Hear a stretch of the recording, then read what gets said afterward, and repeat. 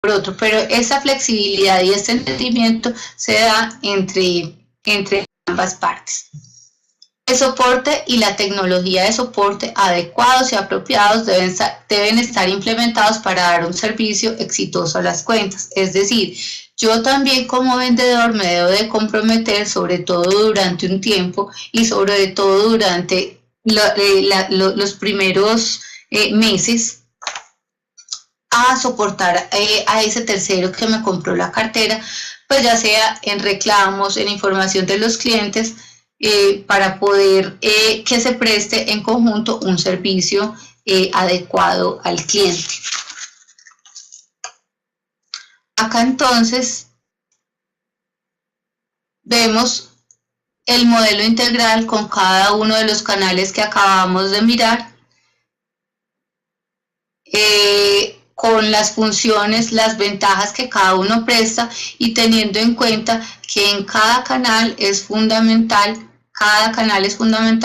seguir en contacto directo con el cliente, tener en cuenta la segmentación que nosotros hagamos de la cartera, tener en cuenta las políticas generales de la empresa que nosotros estamos representando y las políticas de cobranza que voy a diseñar para ofrecerle a los clientes. Así terminamos entonces esta presentación. Ya quedo dispuesta a si hay preguntas sobre el tema.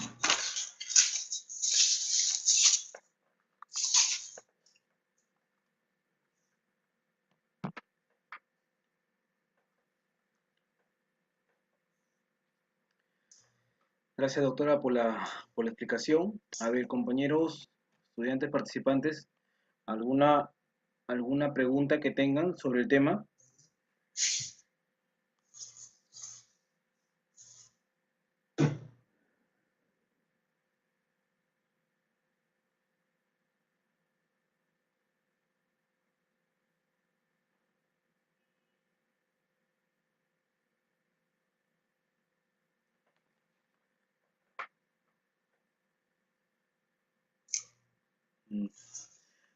Al parecer les ha quedado todo claro. ¿No tienen preguntas sobre el tema de formas de cobranza donde está explicando la doctora Carolina?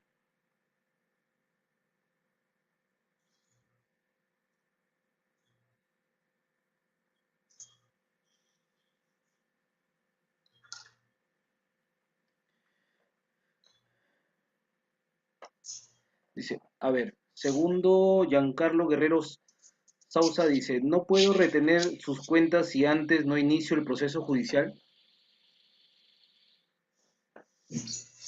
A ver, entiendo con esta pregunta que si yo le puedo retener, es embargar la cuenta al cliente. Sí, correcto, embargar. A ver, aquí hay dos temas y aprovecho. Hay un tema que se llama compensación, ¿cierto?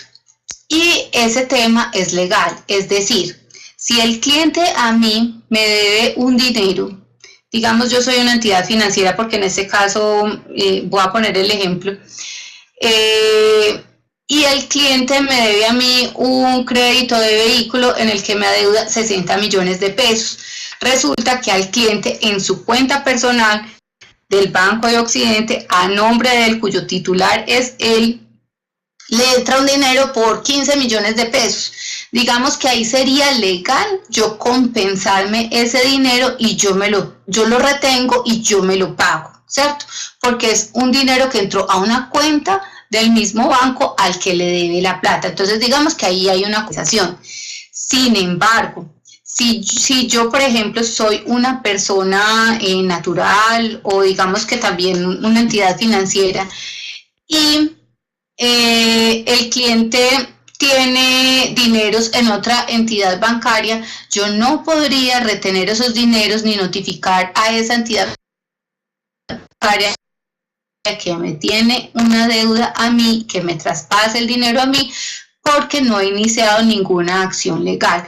Para yo retener ese dinero de forma legal es necesario iniciar un proceso ejecutivo en el que el juez me reconozca que el título que yo tengo es un título valor que cumple con los requisitos para ejecutar la deuda del cliente que digamos que tiene una fecha de vencimiento, un valor, y el juez considera que efectivamente lo puede ejecutar y da una orden o mandato de pago, ¿cierto? Con esa orden o mandato para yo ir y embargar los bienes que tenga el cliente. Sin esa orden o mandato de pago, yo no podría ejercer esas acciones en contra del cliente. Digamos que ahora en otros países se podría ver, y digamos que en cuanto al tema de los vehículos, se está haciendo como innovaciones en el tema. No sé si de pronto ustedes han visto el tema puntual en Estados Unidos, que efectivamente el cliente puede ir por el vehículo directamente sin acudir a los estrados judiciales y retener el vehículo. Pues esa es una práctica que en este momento está tomando auge, que está apenas iniciando, pero en sí como tal no me podría yo ir a embargar un determinado bien de un cliente sin haber iniciado un proceso judicial. Claro, sí, es parecido casi, sí hemos escuchado algunos casos acá, pues en Perú, no sé, también en Colombia creo que también son, para iniciar cualquier tipo de proceso tiene que hacerse, tiene que judicializarse, ya sea por tema de una hipoteca o ya tema de una garantía mobiliaria, en este caso los vehículos. Exacto, las garantías mobiliarias son las que están comenzando a tener auge para yo no tener que acudir al proceso ejecutivo. Claro, porque creo que aparte son más rápidas. Bueno, acá el procedimiento es más rápido, es unipersonal, nada más solicitas, te lo aprueban y bueno, te sacan automáticamente la orden de captura de los vehículos y todo eso. Exacto. Sin embargo, aquí es un tema en el que la obligación tiene una garantía. Acá en este ejemplo que puse, no tenemos garantía, sino que simplemente se tiene una deuda y yo me la voy a traer a cubrir. No, no la puedo cubrir con nada si no tengo un proceso ejecutivo que me respalde. Claro. Fátima Lisset Flores Guillermo dice, ¿y desde qué momento se inicia el proceso judicial? A ver, el proceso judicial nosotros lo podemos iniciar desde que el cliente ingresa en mora, ¿cierto?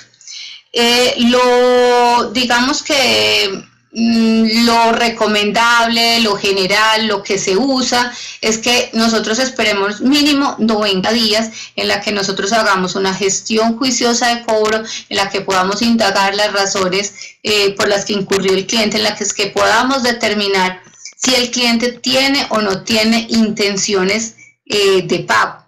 Sin embargo, en muchos contratos, diría yo que en la mayoría de los contratos, desde que el cliente incurre en mora, solo por el hecho de incurrir en mora, yo podría demandar, ¿cierto? Lo que pasa es que está mal visto ejercer una cobranza sin tener motivos de cobro, una cobranza judicial, sin tener motivos de fondo para haberlo judicializado desde horas tan tempranas. El ejemplo que yo les ponía, si un cliente ingresó en ley de insolvencia, ahora otro ejemplo que digamos que es muy común, ¿yo puedo demandar a un cliente al día? Sí, la respuesta es sí. ¿Cuándo? Esto está pactado en muchos de los contratos. Si yo le presté un dinero a un cliente y ese cliente me prestó a mí una garantía y vino otro cliente a pedir esa garantía, pues a mí el juzgado me va a decir, señora Carolina, ¿usted va a ejercer la garantía que usted tiene o se la cede a esta otra persona que la está demandando? Entonces yo podría demandar al cliente aún estando al día, pero bajo circunstancias especiales.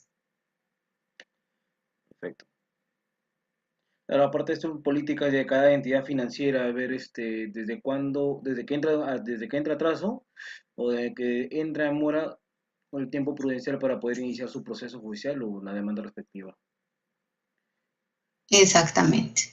Digamos que entre 90 y 120 días es el término en que ya se está enviando al cliente a una etapa judicial o prejudicial. Claro. A ver. participantes, ¿alguna otra inquietud, pregunta que necesiten que absuelva la doctora Carolina?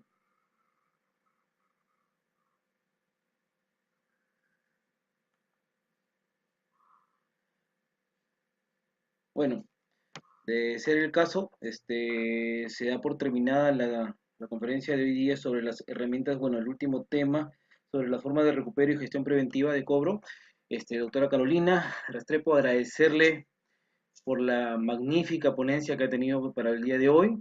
De todas maneras, de aquí nos volvemos a encontrar el día miércoles con el tema de herramientas de gestión de cobranza, para lo cual, de verdad, Claro que sí. si fuera posible, yo le doy un fuerte aplauso, doctora, gracias por la participación.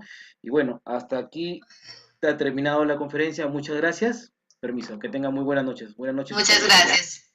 Bueno, buenas noches para todos, que estén muy bien.